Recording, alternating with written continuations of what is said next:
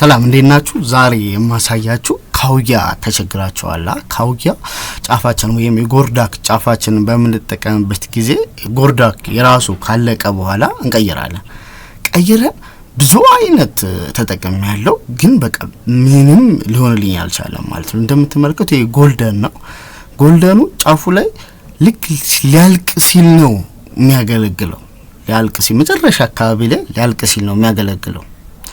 ሌሎችንም ተጠቅሜያለሁ። ብዙ አይነት ነው የተጠቀምኩት፣ አሳጥሬም አስረዝሜም ማለት ነው። ሌላ አይነት ደግሞ ላሳያችሁ። ይሄኛው እንደ ጎልደኑ ጫፉ ላይ የተቆረጠ አይደለም፣ ግን የሆነ ጫፉ ላይ የተቆረጠ ነው ማለት ነው።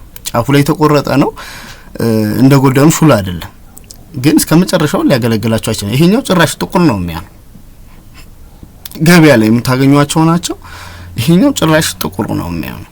ከዛ ይቺ ደግሞ ጎልደን ልክ መጨረሻ አካባቢ ላይ ካለቀች በኋላ እንደምታዩት ልክ ልታልቅ ስትል በቃ ማገልገል ትጀምራለች ማለት ነው።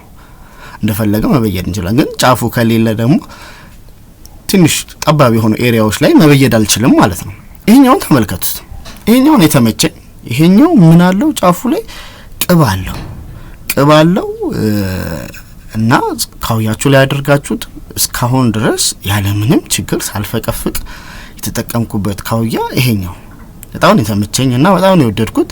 ይሄን ሼር ላድርጋችሁ ብዬ ነው። ምክንያቱም ለምንድነው የተለየው ብዬ ሳስብ እንደ ሌሎቹ እንትን የለውም፣ ጀስት እንትን ብቻ አይደለም፣ ቅብ አለው። ከዛ ስትጠቀሙበት ቶሎ ይላል።